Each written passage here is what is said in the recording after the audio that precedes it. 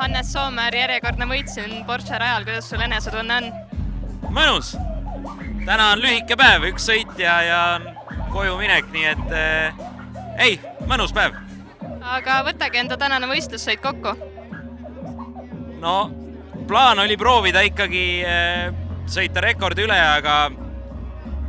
aga kuna oli see punane lipp ja see ref, mida me kasutame, see ei taha sellist mitu korda soojenemist ja pidamine on ka millegipärast, ei tea, kas autode ref on rajal, midagi on, ühesõnaga pidamine oli üsna libe oli seal, siis heast ajast me olime ikkagi päris kaugel, aga võit ja töö on tehtud.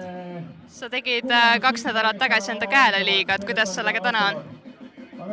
Valuvaigistitega koos ta ikkagi töötab, jõudu tal on, aga jah, mingi nurga all ta teeb haiget ja nüüd on vaja mingid päevad rahu anda, et ta taastuks võimalikult hästi Asseniks. Eelmises intervjuus sa rääkisid selle maagilise 1-11 püüdmisest, et kui kaugele sa sellega jõudnud oled? Noh, 30 on puudu, ütleme niimoodi. Täna me olime ikkagi väga kaugel ja töötame edasi. Instagramist on näha olnud, et on vist paar kukkumist ka selle tõttu olnud, jah? Jaa. Eks selline see töö on, et kompad seda piiri ja kui piir kätte jõuab, siis tavaliselt kukud. Sa sõitsid nüüd ka selles päris superbaigi kõige kiiremas klassis kaasa, et kuidas siin väikselt Pärnu rajakesel võistelda on peale seda? Ega see rada nii palju väiksem ei olegi, lihtsalt sõitjad on välismaal vähe kiiremad ja see kogemus, see MM-i kogemus on niisugune, mis tuli ära teha, aga ma ei ütleks, et ma sellest vigastasin kätt, tegelikult ei sõitnud kiiresti, tulemused ei olnud head, selles mõttes see natuke mõru maitse on ja tahaks seda parandada. Sa oledki võistelnud väga aktiivselt välismaal see aasta, et kuidas see kodupubliku ees võistlemine on? Alati mõnus, kui eesti keeles pilti küsitakse, isegi olgu see kas või välismaal.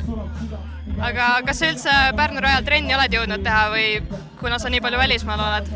No nüüd viimase 4 nädala jooksul väga palju ei ole, sellepärast et meil on 4. nädal järjest võidu sõita ja tuleb järgmine nädal ka 5, nii et üle kuu aja järjest iga nädal võidusõit ja siis on rohkem aega reisid ringi, kui saad korralikult trenni või testi teha, nii et jah, üle pika aja jälle Pärnus.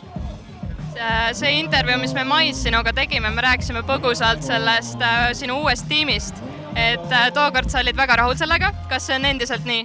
Jah, loomulikult, me oleme teinud väga kõva hooaja, me oleme esimesel aastal Saksa meistrikatel teised praegu ja meil on olnud tegelikult ainult üks selline väga viletsa esitusega nädalavahetus.